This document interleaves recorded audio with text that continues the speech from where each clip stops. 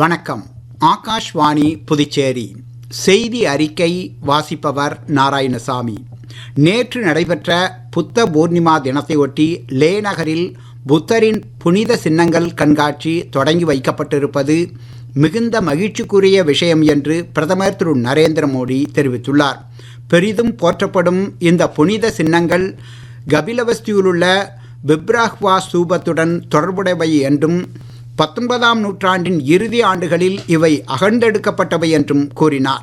இக்கண்காட்சி வரும் 14ஆம் தேதி வரை நடைபெறும் என்றும் பின்னர் இது ஜான்ஸ்கர் பகுதிக்கும் கொண்டு செல்லப்படும் என்றும் பிரதமர் தெரிவித்தார். இக்கண்காட்சி லடாக்கில் ஆன்மீக மற்றும் கலாச்சார சுற்றுலாவை மேம்படுத்தும் என்றும் பிரதமர் தமது சமூக ஊடக பதிவில் தெரிவித்துள்ளார். வெளியுறவு அமைச்சர் டாக்டர் ஜெய்சங்கர் இன்று முதல் 10ஆம் தேதி வரை ஜமைக்கா, சுரினாம், டிரினிடாட் டொபாகோ ஆகிய நாடுகளுக்கு அரசுமுறை பயணம் மேற்கொள்கிறார். இப்பயணத்தின் போது அவர் 3 நாடுகளின் தலைவர்களையும் சந்தித்து இருதரப்பு உறவுகள் மற்றும் ஒத்துழைப்பு உள்ளிட்டவை குறித்து பேச்சுவார்த்தை நடத்துகிறார். பிராந்திய மற்றும் உலகளாவிய பிரச்சனைகள் குறித்தும் அவர்கள் விவாதிக்க உள்ளனர். டாக்டர் ஜெய்சங்கர் இந்த நாடுகளில் உள்ள முக்கிய வணிக தலைவர்கள், இந்திய சமூகத்தினர் ஆகியோருடன் கலந்துரையாட உள்ளார். MBBS பல் மருத்துவம் உள்ளிட்ட இளநிலை மருத்துவ படிப்புக்கான நீட் நுழைவுத் தேர்வு நாளை ஞாயிற்றுக்கிழமை நாடு முழுவதும் மதியம் 2 மணி முதல் மாலை 5 மணி வரை நடைபெறுகிறது. நாடு முழுவதும் தமிழ், ஆங்கிலம், இந்தி உட்பட 13 மொழிகளில் நடைபெறும் இத்தேர்வினை 22 லட்சத்திற்கும் மேற்பட்ட மாணவர்கள் எழுதுகின்றனர். புதுச்சேரி பிராந்தியத்தில் புதுச்சேரி பல்கலைக்கழகம், தொழில்நுட்ப பல்கலைக்கழகம் உள்ளிட்ட 9 மையங்களில் நடைபெறும் நீட் தேர்வினை 4440 பேர் எழுத உள்ளனர். நீட் தேர்வினையொட்டி பல்வேறு கட்டுப்பாடுகள் விதிக்கப்பட்டுள்ளன.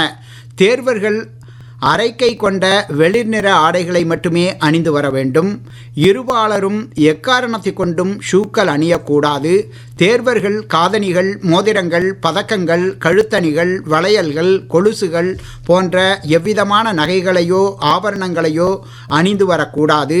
தேர்வர்கள் தேர்வு மையத்திற்கு முன்கூட்டியே வர வேண்டும். செல்போன் உள்ளிட்ட மின்னணு சாதனங்களையும் தேர்வு அறைக்குள் கொண்டு செல்ல அனுமதி இல்லை. மேற்கு வங்க மாநிலம் மேக்ரஹாட் மற்றும் டைமண்ட் ஹார்பர் தொகுதிக்குட்பட்ட 15 வாக்குச்சாவடிகளில் மறு வாக்குப்பதிவு இன்று நடைபெற்றது. மாலை 5 மணி வரை சுமார் 87% வாக்குப்பதிவு பதிவாகி உள்ளதாகவும் வாக்குப்பதிவு பெரும்பாலும் அமைதியாகவே நடைபெற்றதாகவும் தேர்தல் ஆணையம் தெரிவித்துள்ளது. அஸ்ஸாமில் உள்ள 126, கேரளத்தில் உள்ள 140, புதுச்சேரியில் உள்ள 30 தொகுதிகளுக்கும் ஏப்ரல் 9ஆம் தேதி வாக்குப்பதிவு நடைபெற்றது. தமிழ்நாட்டில் உள்ள 234 சட்டமன்ற தொகுதிகளுக்கும் ஒரே கட்டமாகவும், மேற்கு வங்கத்தில் முதல் கட்டமாக 152 தொகுதிகளுக்கும் ஏப்ரல் 23ஆம் தேதி வாக்குப்பதிவு நடைபெற்றது.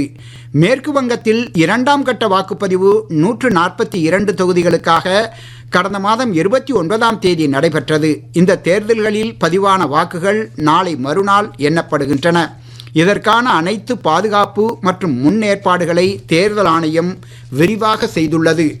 புதுச்சேரி பள்ளி கல்வி இயக்ககம் சார்பில் மாணவர்களுக்கான கோடை கொண்டாட்டம் இலவச பயிற்சி முகாம் இன்று தொடங்கி வரும் 31ஆம் தேதி வரை புதுச்சேரி ஜவஹர் பால் பவனில் நடைபெறுகிறது. மேலும் காலாப்பட்டு, லாஸ்பேட்டை உள்ளிட்ட 9 இடங்களில் அமைந்துள்ள ஜவஹர் சிறுவர் இல்லங்களில் காலை 9 மணி முதல் மதியம் 12 மணி வரை நடைபெற உள்ளது. சென்னை MA சிதம்பரம் விளையாட்டு அரங்கில் நடைபெறும் IPL 20 ஓவர் கிரிக்கெட் போட்டித் தொடரில் சென்னை அணிக்கு எதிராக ஆடிவரும் மும்பை அணி சற்று முன் வரை 10 ஓவரில் 2 விக்கெட் இழப்பிற்கு 90 ரன் எடுத்திருந்தது. ICC 2026 உலகக்கோப்பை 20 ஓவர் மகளிர் கிரிக்கெட் போட்டிகள் வரும் ஜூன் மாதம் 12ஆம் தேதி தொடங்க உள்ளன. இத்தொடரின் இறுதிப் போட்டி வரும் ஜூலை 5ஆம் தேதி லார்ட்ஸ் கிரிக்கெட் மைதானத்தில் நடைபெற உள்ளது.